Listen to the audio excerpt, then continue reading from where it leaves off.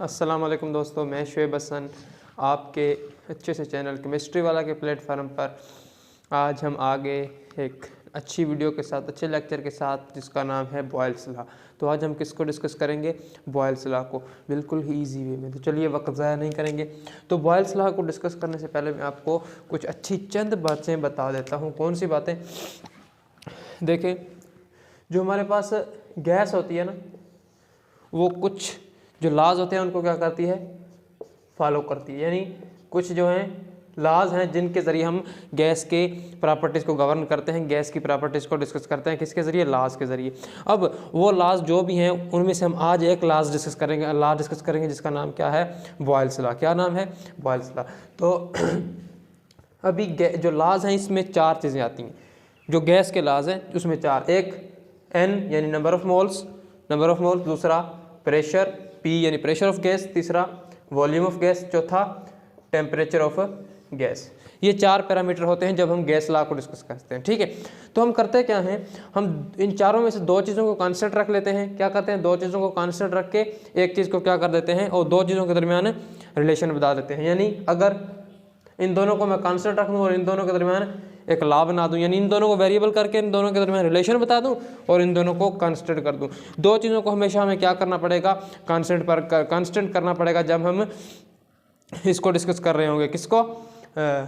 Gas के laws को। ठीक है, तो ये बात आपको समझ में आ गई। अभी देखें, जब भी हमने किसी चीज़, दो चीज़ों के दरमियान इफेक्ट को पढ़ना होता है तो ये लाजमी चीज़ होती है कि दूसरे जो फैक्टर हैं उनको कांस्टेंट रख लिया जाए। क्यों कांस्टेंट रख लिया जाए? इसका रीज़न ये है कि हम अगर ऐसा नहीं करेंगे तो जो जिनके दरमियान हम रिलेशन फाइंड कर रहे हैं, जिनके दरमियान हम यानी ताल्लुक़ फाइंड कर रहे हैं, तो वो इजीली प्योरली हम नहीं कर सकें, यानी उसमें कुछ एरर आ जाएगी। इसलिए हम दो चीज़ों को इसमें कांस्टेंट रख देंगे और दो चीज़ों के दरमियान रिलेशन फाइंड कर लेंगे। यही गैस लॉज हैं। अब हम शुरू करते हैं। जो हमारा असल मुद्दा है वो क्या है? Boyle's law. क्या? Boyle's law. तो बॉयल्स लॉ कहता क्या है? बॉयल्स एक साइंटिस्ट थे जिन्होंने ये लॉ दिया था। वो तो हिस्ट्री है, वो खुद भी बंदा पढ़ सकता है। ठीक है, तो बॉयल्स लॉ क्या है? Pressure of a fixed amount of a gas varies inversely with volume. English आप खुद चेक कर लीजिएगा। ठीक है, inversely with volume if temperature maintained at constant. अब इस चीज़ को समझने की कोशिश करें। मैंने आपको शुरू में ही बता दिया था, जब भी हम कोई लॉ देंगे तो उसमें दो चीज़ों को कांस्टेंट रख देंगे और एक चीज़ को, दो चीज़ों के दरमियान रिलेशन फाइंड कर लेंगे। अभी इसमें क्या कहता है? Pressure of a fixed amount of gas. Fixed amount of gas, mole को कर दिया fix, of a gas varies inversely with volume if temperature maintained at constant. यानी टेम्परेचर, इधर लिखता हूँ, टेम्परेचर और जो मोल है N, इन दोनों को क्या कर दिया इसने? कांस्टेंट। किसने? बॉयल्स ने। ठीक है, ये कांस्टेंट हो गया और रिलेशन किन दोनों के दरमियान बता दिया? प्रेशर एंड वॉल्यूम के दरमियान। ये दोनों क्या होंगे हमारे पास? वेरिएबल हो गए, क्योंकि इनके दरमियान हम रिलेशन फाइंड कर रहे हैं। ये बात आपको मैंने शुरू में बताई। ठीक है, तो अब लॉ कहता क्या है? लॉ कहता है कि अगर आप फिक्स्ड अमाउंट ऑफ गैस को उठा लो, ये मैंने उठा ली, उसके बाद क्या करो? उस पर प्रेशर लगा दो। वो भी लगा दिया। जब प्रेशर लगाओगे तो कहता है जैसे प्रेशर बढ़ाते जाओगे तो वॉल्यूम कम होता जाएगा। यही कहता है बॉयल्स लॉ, यानी इनवर्स रिलेशन। इनवर्स रिलेशन का मतलब है एक चीज़ बढ़े दूसरी कम हो जाए, एक चीज़ बढ़े दूसरी कम हो जाए। इसको कहते हैं इनवर्स रिलेशन। जब हम किसी कंटेनर में गैस लेते हैं, उस पर प्रेशर इंक्रीज करते हैं तो उसका वॉल्यूम क्या होना चाहिए? डिक्रीज होना चाहिए, क्योंकि इनवर्स रिलेशन है। अगर हम प्रेशर को कम करें तो वॉल्यूम बढ़ना चाहिए, क्योंकि इनवर्स रिलेशन है। यही है बॉयल्स लॉ। तो आप डेली लाइफ में भी इसका एग्जांपल ले सकते हैं। देखें, अगर एक क्लास में 40 बच्चे बैठे हुए हैं, बिल्कुल बिखरे बैठे हुए हैं, ठीक है, क्लास में। अब टीचर आता है, थोड़ा सख्त टीचर है, ठीक है, वो डंडा उठा के उनको जब उधर से भगाता है तो वो एक कॉर्नर की तरफ भागते हैं। क्या करते हैं? एक कॉर्नर की तरफ भागते हैं। तो मुझे बताएं, टीचर ने इन पर क्या कर दिया? प्रेशर अप्लाई कर दिया, तो उनका वॉल्यूम क्या हो गया, कम हो गया कि नहीं। यही है इजी यानी डेली लाइफ एग्जांपल में आप देख सकते हैं। गैसेस में भी ऐसा ही होता है, जब उनको प्रेशर अप्लाई करते हैं तो उनका वॉल्यूम कम हो जाता है। यही है बॉयल्स लॉ बस। तो अब हम इसकी मैथमेटिकल फॉर्म लिखते हैं। इसमें जो हमने अब जो मैं चीज़ें लिख रहा हूँ वो 9th में भी हमने पढ़ी थी, तो जल्दी जल्दी में करेंगे, ठीक है। तो ये लॉ कहता है pressure is inversely proportional to volume. तो इसकी जगह पे मैं कांस्टेंट पुट करूंगा, प्रोपोर्शनलिटी को हटाने के लिए कांस्टेंट पुट कर दिया, P is equal to K upon V आ गया, ठीक है, ये हो गया। अब दूसरी चीज़ हम ये हमारे पास मैथमेटिकल फॉर्म होती है बॉयल्स लॉ की। अब एक और छोटी सी चीज़ को डिस्कस कर लेते हैं जो हमने 9th में पढ़ी थी कि लेट कर लो एक प्रेशर P1 है डायरेक्टली प्रोपोर्शनल टू है V1 के, तो इधर P1 will be equal to K over V1, क्योंकि P1 है तो वॉल्यूम V1 होगी। अब दूसरा इधर से K की वैल्यू क्या आ जाएगी, K will be equal to P1 V1। अभी P2 दूसरा कोई प्रेशर ले रहा है डायरेक्टली प्रोपोर्शनल टू V2, तो इधर से क्या आ जाएगा, K की वैल्यू आ जाएगी P2, डायरेक्ट लिख रहा हूँ P2 V2। यानी हमने पहले क्या किया, P1 is directly proportional to 1/V, फिर P2 इज डायरेक्टली तो नहीं, P is proportional to 1/V1 and P2 is proportional to 1/V2। तो फिर हमने इस दोनों में से K की वैल्यू फाइंड की, दोनों में K सेम है तो उनको इक्वेट कर देंगे, तो हमारे पास क्या आ जाएगा, P1 V1 is equal to P2 V2। ये छोटी सी इक्वेशन है, इसकी सिग्निफिकेंस क्या है, अगर आपको P1 दे दे, V1 दे दे और P2 दे दे तो V2 फाइंड कर लो, यानी 3 चीज़ें दे देगा, एक फाइंड कर लो। इसकी सिग्निफिकेशन यही है। आपको ये बात समझ में आ गई, कैसे किया, P1 proportional to 1/V1, P2 proportional to 1/V2। फिर हमने क्या किया, दोनों में कांस्टेंट पुट किए, कांस्टेंट तो दोनों में सेम है, फिर हमने दोनों को कंपेयर करके ये इक्वेशन बना डाली। इसकी सिग्निफिकेंस क्या है, 3 चीज़ें दी होंगी, एक फाइंड कर लोगे इस इक्वेशन को यूज़ करके। यही है छोटा सा बॉयल्स लॉ। अब जो हमने चीज़ें डिस्कस करनी है वो इंपॉर्टेंट अब शुरू होंगी, क्या कि हमने इसके ग्राफ वगैरह डिस्कस करने हैं, किसके, बॉयल्स लॉ के। इसके ग्राफ जो है वो हम डिस्कस कर लेंगे, अब उसको इजी बनाएंगे, लेकिन जो ग्राफ है वो थोड़ा परेशान करते हैं, लेकिन आज हम इस चीज़ को इजी कर देंगे। तो इसके करते हैं ग्राफ शुरू। सबसे पहले हम ग्राफ बनाते हैं प्रेशर एंड 1/वॉल्यूम, ठीक है। इसके दरमियान ग्राफ बनाओ, किसके दरमियान, प्रेशर एंड 1/वॉल्यूम, जो हमारी बुक में भी बना हुआ है, फेडरल की बुक, ठीक है। तो देखो अभी मुझे पता है कि P इज इक्वल टू किसके बराबर होता है, इधर लिखता हूँ, P इक्वल टू होता है K/V, P equal to K/V। तो इधर से मैं लिख सकता हूँ K, ऐसे थोड़ा मैथमेटिकल अप्लाई करें तो अगर मैं इसको Y रख दूँ, ये K क्या है, कांस्टेंट है, तो कांस्टेंट मैं स्लोप कह सकता हूँ इसको M, और जो वेरिएबल है हमारे पास 1/V, इसको X कह सकता हूँ, ठीक है।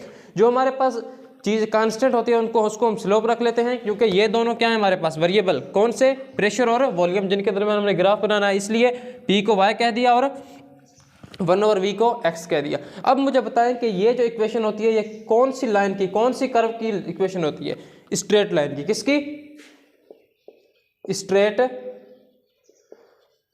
लाइन, ये किसकी इक्वेशन है, स्ट्रेट लाइन की इक्वेशन है। यही हमारे अभी हम इससे देख के हम क्या बना देंगे, ग्राफ बना देंगे, तो इजी हो गया। ये हमने क्या लिख दिया, y क्या है हमारे पास, प्रेशर, तो प्रेशर को y एक्सिस पे पुट कर दिया, 1/V यानी x एक्सिस पे कौन सा है, 1/V, तो पुट कर दिया, स्ट्रेट लाइन ग्राफ बना दो, ये हमारे पास ग्राफ बन गया। तो यही तो इजी ग्राफ है किसका, प्रेशर एंड 1/वॉल्यूम का, जो हमारी बुक में बना हुआ है, ठीक हो गया।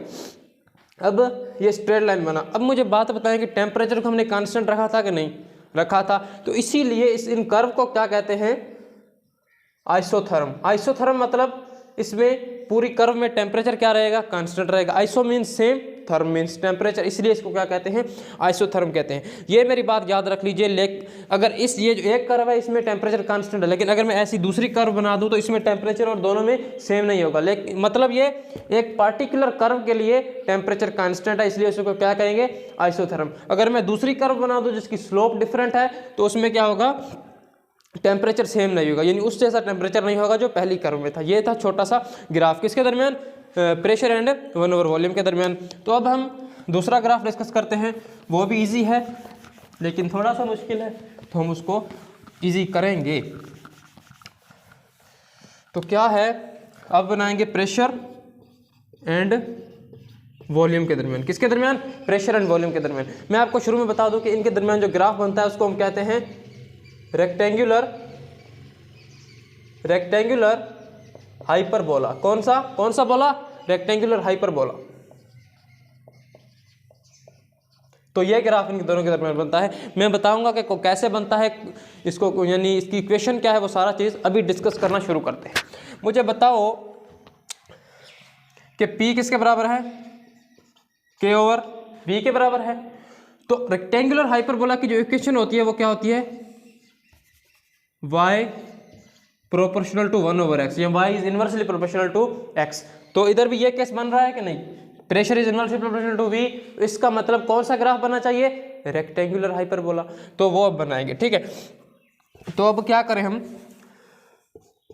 Pressure into volume is equal to K, ऐसे मैंने लिख दिया, कुछ भी नहीं किया, उसको शिफ्ट कर दिया v को। अब मैंने आपको बताया था कि एक पार्टिकुलर कर्व के लिए टेम्परेचर क्या रहेगा? ओ के क्या रहेगा? कांस्टेंट रहेगा। के कांस्टेंट रहेगा, इसलिए तो टेम्परेचर कांस्टेंट हो रहा है, वो आपको आगे बात समझ में आएगी। यानी के क्या रहेगा? कांस्टेंट रहेगा एक पार्टिकुलर कर्व के लिए। तो अब लेट कर लो, शुरू में मैं वॉल्यूम ले लेता हूँ 100 मिलीलीटर। कितनी वॉल्यूम ले रहा हूँ? 100 मिलीलीटर। और इधर मैं पुट करता हूँ, और हाँ, प्रेशर की वॉल्यूम मैं वैल्यू लेता हूँ 1, और वॉल्यूम तो मेरे पास क्या है? 100। तो के किसके बराबर आ जाएगा? 100 के बराबर आ जाएगा? नहीं आ जाएगा, ठीक है। अब क्या करता हूं मैं? प्रेशर बढ़ा देता हूं। प्रेशर में 2 कर दूंगा तो के तो 100 ही आना चाहिए। के कितना आना चाहिए? हमेशा 100 ही आना चाहिए। तो वॉल्यूम की वैल्यू कितनी हो जाएगी? 50 हो जाएगी। तो इसलिए हाँ, इधर से पहले मैंने 100 वॉल्यूम कितनी ली? 100, प्रेशर 1 रखा तो के की वैल्यू 100 आ गई।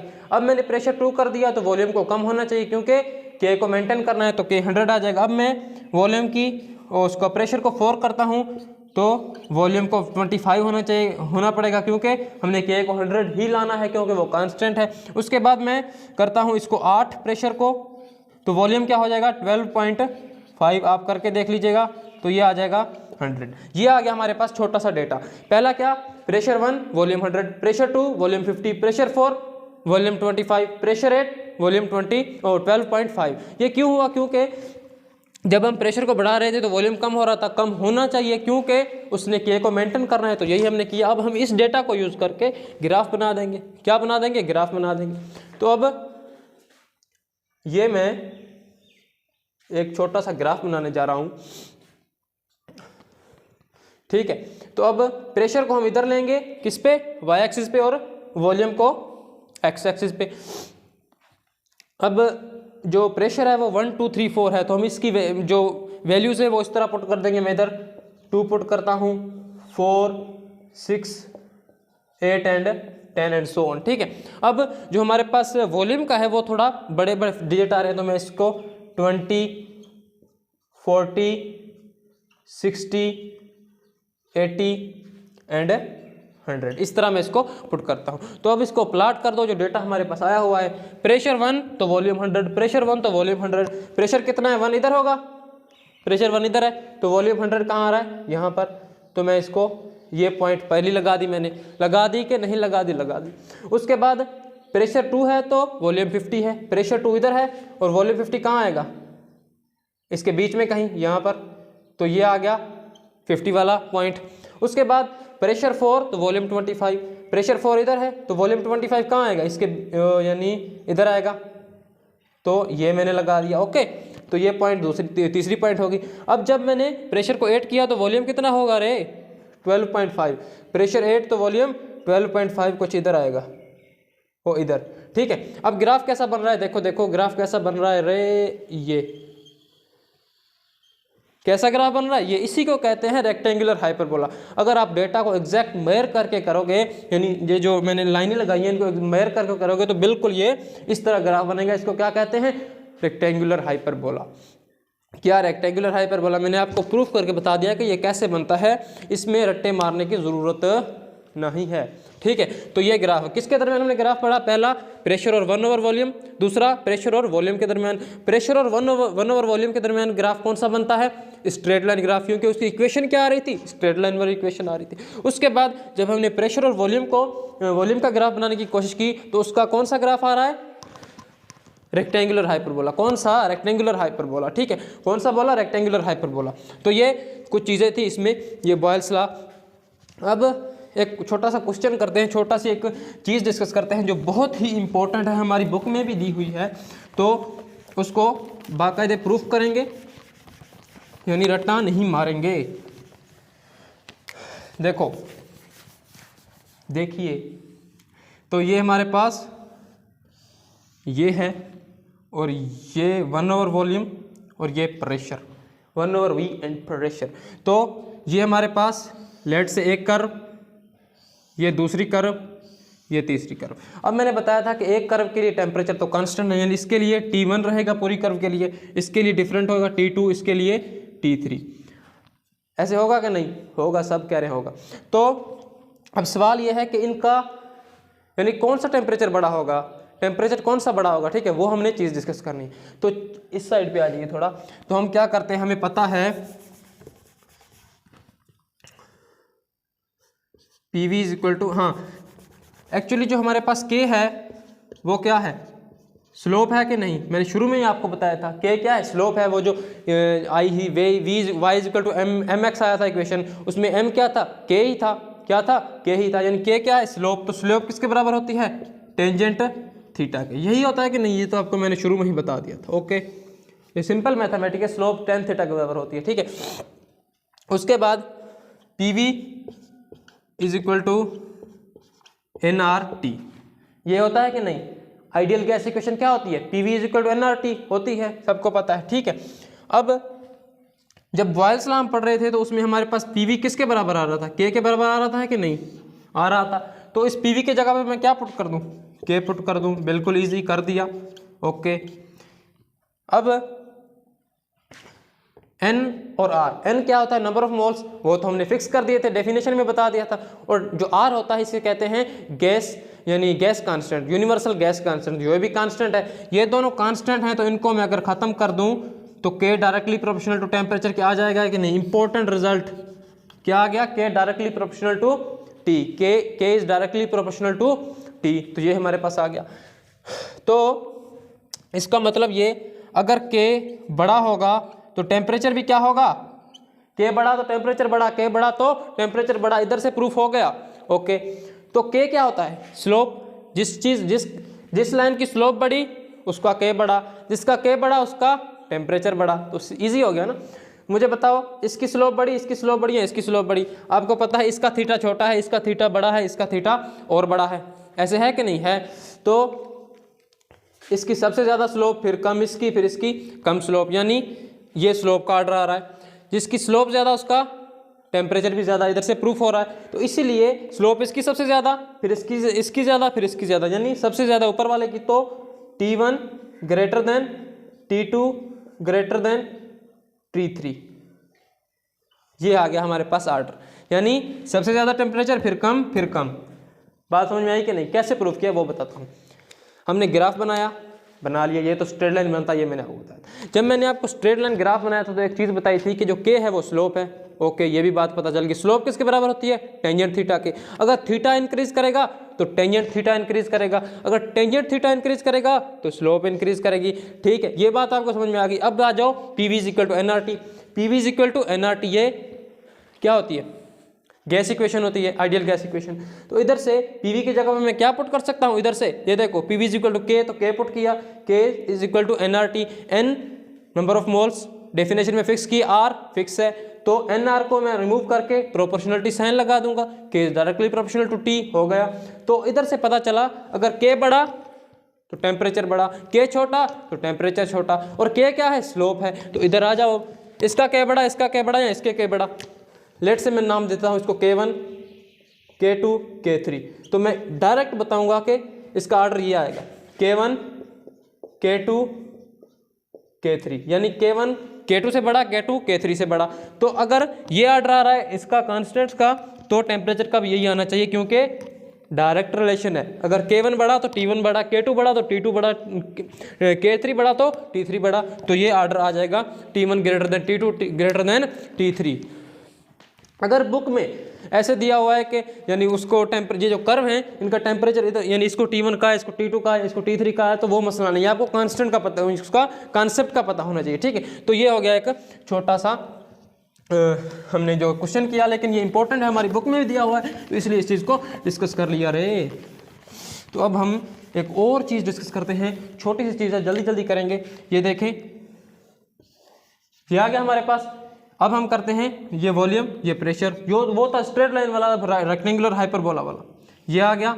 एक कर्व ये, एक कर्व ये, 3 कर्व्स हैं। ठीक है, इसका टेम्परेचर T1 होगा, इसका T2 होगा और इसका T3 होगा। एक कर्व के लिए टेम्परेचर कांस्टेंट होता है, लेकिन डिफरेंट कर्व के लिए डिफरेंट टेम्परेचर होता है।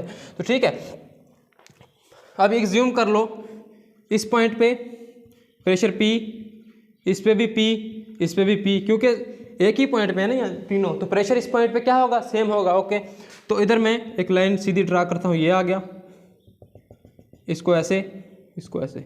अब मुझे एक बात बताओ, P तो सबका सेम है, लेकिन वॉल्यूम इसकी ज़्यादा है, इसकी ज़्यादा, इसकी ज़्यादा, इसकी वॉल्यूम ज़्यादा है, क्योंकि बिल्कुल ये आगे है, तो वॉल्यूम इसकी ज़्यादा है, फिर इसकी, फिर इसकी। ओके, ये बात तो आपको समझ में आ गई। प्रेशर तो सबका सेम है। अब आ जाओ इस साइड पे, मैंने आपको बताया था PV = nRT, होता है कि नहीं? होता है, होता है। तो इधर से PV किसके बराबर प्रोपोर्शनल आ जाएगा? T के, क्योंकि N और R क्या है, कांस्टेंट है। PV directly proportional to T। अब मुझे इधर से एक चीज़ बताओ, इधर से, ठीक है, तो ये आ जाएगा V1 V2 V3। ऐसा क्यों कर रहा हूँ V1 V2 V3? क्योंकि ये डिफरेंट वॉल्यूम है, इधर दूसरी वॉल्यूम, इधर दूसरी, इधर तीसरी। ठीक है, तो ये आ गया। अब मैं करता हूँ PV1 PV2 और PV3, क्योंकि प्रेशर तो तीनों में सेम है, तो इनमें से ग्रेटर वॉल्यूम वैल्यू किसकी आएगी? इसकी ज़्यादा आएगी, क्योंकि इसका प्रेशर तो सेम है, लेकिन वॉल्यूम सबसे ज़्यादा किसका है? V3 ज़्यादा है।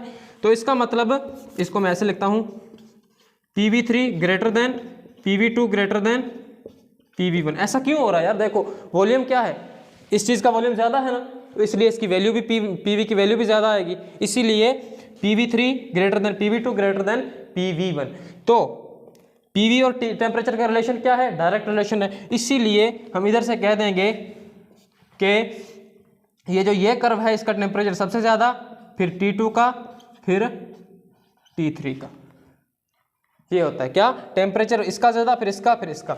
इसमें भी आप ऐसे ही डिफाइन कर सकते हो। किस तरह? PV directly proportional to T, और इधर से एक पॉइंट को ले लो जिसमें प्रेशर सबका सेम ले लो, लेकिन उसकी वॉल्यूम तो डिफरेंट आएगी, लाजमी है। इसकी वॉल्यूम क्या है? देखिए, डिफरेंट आई। जब हमने इनकी प्रोडक्ट ली तो प्रोडक्ट उसकी ज़्यादा आ रही थी, इसकी वॉल्यूम ज़्यादा, तो वॉल्यूम इसकी ज़्यादा है।